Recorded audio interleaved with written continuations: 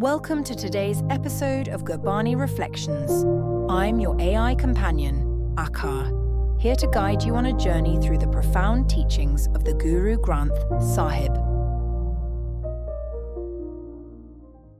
Welcome back to Gurbani Reflections.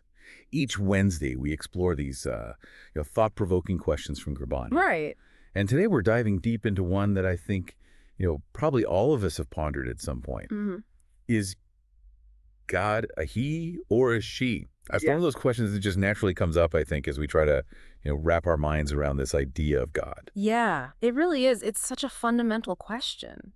As humans, we tend to conceptualize things in frameworks that we understand. Right. And that includes the divine. Exactly. And gender is one of the most basic frameworks we use to understand the world around us. Right. Absolutely. But what's so fascinating is that the Guru Granth Sahib offers this perspective that challenges these, conventional notions of God, particularly when we're talking about gender. Right. And what I find so interesting is how the Guru Granth Sahib describes God as this singular universal energy, this source of all creation. Yeah, and what's intriguing here is this idea of energy. It transcends those limitations of gender. By its very nature, it's neither male nor female. So rather than thinking of God as, this person in our minds, we're thinking of God as this, primal energy that sparked the whole universe. Precisely. And, the Gurbani uses language that really echoes scientific understandings of the universe's origins. Oh, wow. That powerful quote, from one source of energy, singularity, everything was created. That sounds a lot like the Big Bang Theory. Right. So the Guru Granth Sahib is presenting this idea of God as this formless, genderless energy that's kind of behind everything that we see and experience. Mm-hmm. But if we're not saying God is a he or a she, then what terms does the Guru Granth Sahib actually use? One of the terms that you'll come across is kartapurak, which translates to creator being. Okay. So it's a term that avoids any gender specificity. Creator being, I like that. It feels very inclusive. Yeah. Very all-encompassing. And that makes me think of another key concept in Sikhism, which is the emphasis on oneness and going beyond duality. Absolutely. The Guru Granth Sahib, constantly emphasizes this idea of oneness. Yeah. Moving beyond all these dualities that we often get caught up in. Right. Good and bad, light and dark, and of course, male and female. So how does this idea of oneness actually connect with God? Well, the Gurbani says, one form extended into everything. This suggests that God isn't separate from creation, but rather permeates all of existence. So it's not like that traditional image that we often have in our minds of God sitting up in heaven separate from us down here on earth. Right. The Guru Granth Sahib really pushes back against that idea. It critiques the tendency we have as humans to anthropomorphize God. Okay. Giving God these human characteristics, emotions, needs. So we shouldn't picture God as a king or a father figure. Exactly. There are verses that specifically reject the idea of God incarnating in human form. Wow. It challenges many of those traditional religious narratives that depict God in those ways. So instead of thinking of a limited form, the Guru Granth Sahib is trying to get us to think about the essence of God. Yes. This is really shifting my whole perspective. Good. If God is this universal energy that's beyond gender, that permeates everything, how else does the Guru Granth Sahib describe this concept? Are there other ways to understand it? Well, there's this concept of Hukam, Okay. which can be translated as system, rule, or law of nature. Hukam. So we're talking about the natural order of things, the underlying principles that govern everything. Exactly. Think of it like the universal laws that govern the cosmos, the fabric of reality. And again, this concept transcends gender. Okay. The Gurbani says, everything is within Hukam, none is exempt from Hukam. So it's like this all-encompassing system that's running the universe. Yeah. This intricate cosmic code that drives everything. That's a great way to put it. And what's really interesting is that the Guru Granth Sahib teaches that God, as this energy and as this Hukam, is working within creation, not separate from it. This is fascinating. I'm starting to see a very different way of understanding God. Good. It's not a being, Yeah. but this dynamic force that's present in everything. And here's where it gets even more interesting. The Guru Granth Sahib also teaches that God isn't some external entity, Right. but rather resides within each individual. Wait, so God is inside us? Yes. The Gurbani says the compassionate God is merciful, the Sukha Sagar, and resides within everybody. It's a really powerful statement about our relationship with the divine. That's really profound. What are the implications of this belief that God is within us? Well, it fosters this sense of interconnectedness with all beings.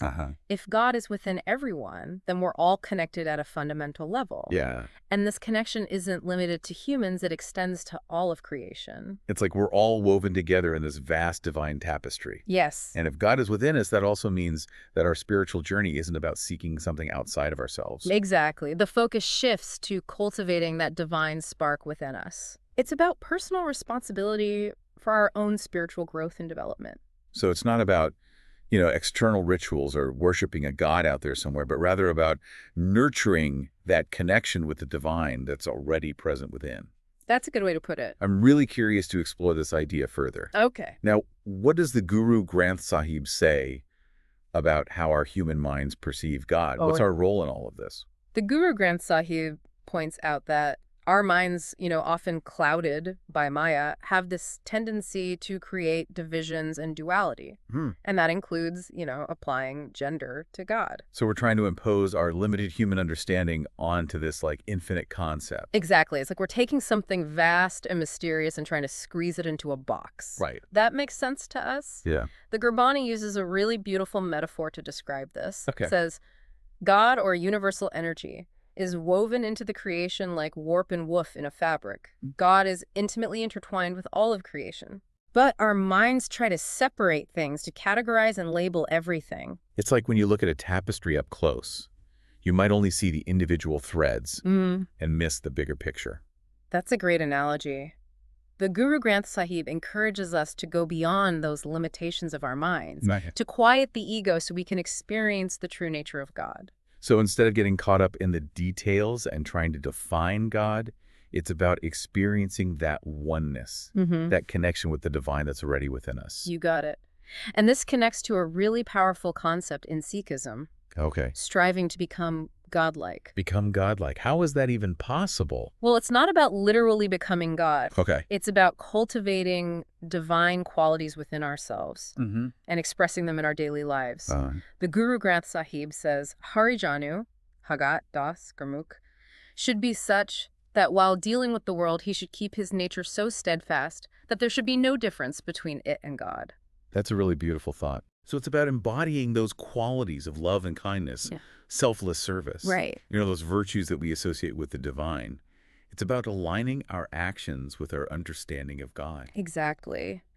As we work towards embodying these qualities, we start to tap into that universal energy that flows through everything. Right. We start to bridge the perceived gap between ourselves and the divine. This whole discussion is really eye-opening. Yeah. It's making me rethink everything I thought I knew about God. It's a journey of discovery, isn't it? Yeah. The Guru Granth Sahib challenges us to go beyond our preconceived notions and to explore these concepts on a deeper level. What's striking me is how our understanding of God often seems to reflect ourselves. Yay. Like if we see God as judgmental or angry, maybe that says more about our own inner state than about God's true nature. That's a really insightful point. The Guru Granth Sahib actually addresses this directly. Yes, It says that if someone sees God as vengeful or punishing, it's because they themselves are filled with anger and fear. So it's like we're projecting our own limitations and negativity onto this concept of the divine. Exactly. We're shaping our understanding of God based on our own experiences and our own kind of baggage that we're carrying around. And that's why the Guru Granth Sahib emphasizes the importance of cultivating positive qualities within ourselves. Yeah. Love, compassion, forgiveness, contentment. It's not just about being a good person in a conventional sense. Right. It's about aligning ourselves with that universal energy with Hukam. That makes a lot of sense. As we work on embodying those virtues, we start to see God differently. Right. The more we embody those qualities, the more we glimpse the true nature of God. Instead of seeing God as this distant, separate entity, we begin to experience the divine as this essence of existence, the energy that's flowing through everything. It's almost like we have to tune our internal radio to a higher frequency. I love that analogy. Like we need to adjust ourselves in order to connect with that divine signal. And, as our perception of God evolves, so does our understanding of ourselves. Right. The Guru Granth Sahib reminds us that we're all Jat Sarup, embodiments of light or divine sparks. So deep down, we all have that potential for divinity within us. Absolutely. And realizing that potential is the essence of the Sikh path. Mm. It's not about reaching some external heaven. Right. It's about merging with that divine energy, becoming one with Hukam, and recognizing the divine spark within. This whole idea of becoming one with Hukam, it sounds like a really profound journey of self-discovery. It is, and it starts with recognizing that God is not separate from us. Mm. The Gurbani states the Creator resides within the creation that He created. Okay. We are part of the divine, not apart from it. So instead of searching for God externally, we need to turn our attention inward. Exactly. It's about connecting with that divine spark that already exists within us. Now, how does the Guru Granth Sahib actually guide us on this inward journey? Okay. Are there specific practices that it recommends to help us connect with the divine within?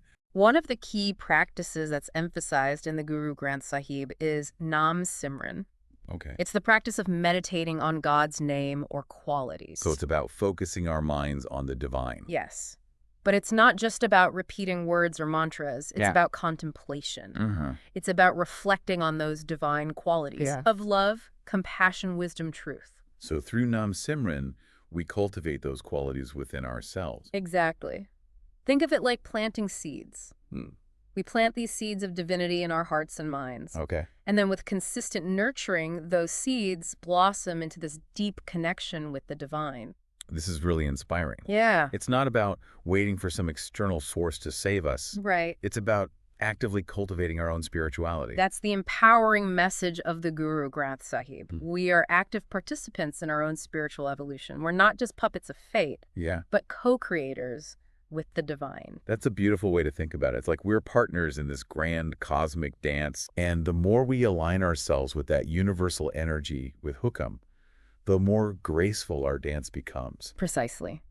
It's not just about understanding God intellectually, but about experiencing that connection on a deeper level. So how do we translate that understanding into our daily lives? Right. What does the Guru Granth Sahib say about living a spiritual life? The Guru Granth Sahib places a lot of emphasis on seva, selfless service to others. So it's about expressing that divine love and compassion in concrete ways, making a positive impact on the world around us. The Guru Granth Sahib tells us that our actions are a reflection of our inner state. Right. It encourages us to live ethically and truthfully. It's about embodying those divine qualities in our thoughts, our words, our actions.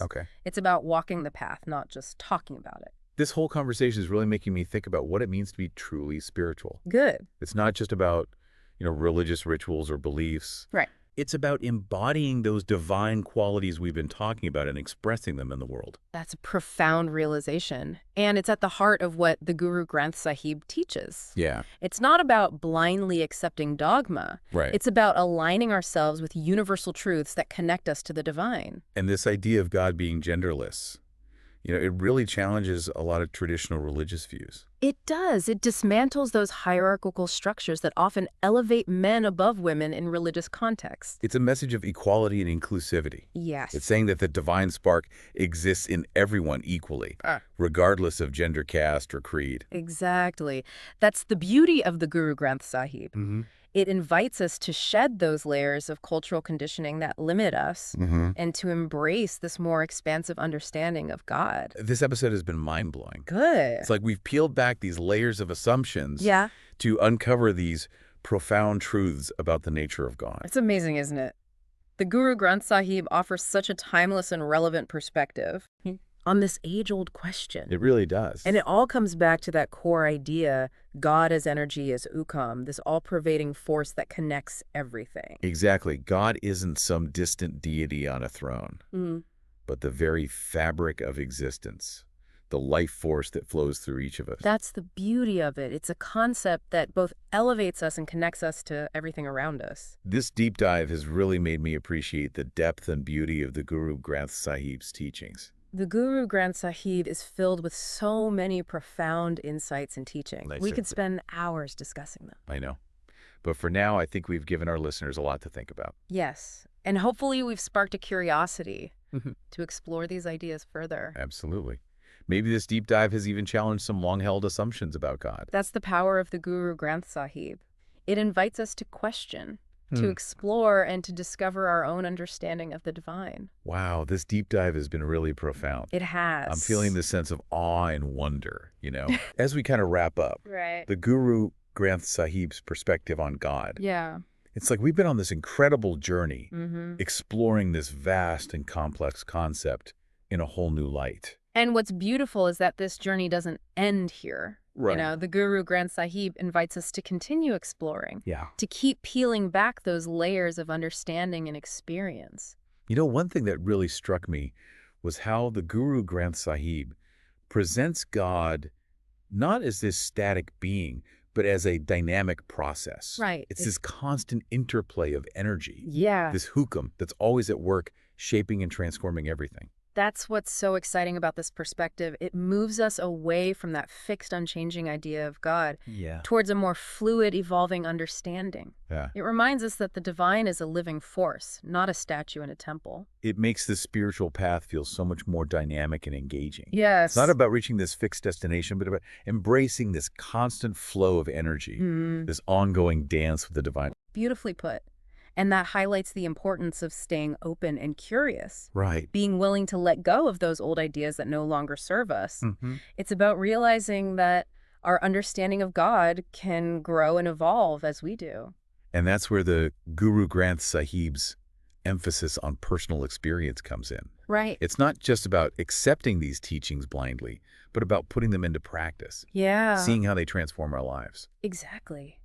It's about experiencing that connection with the divine for ourselves, not just relying on someone else's interpretation. We need to become active participants in our own spiritual growth.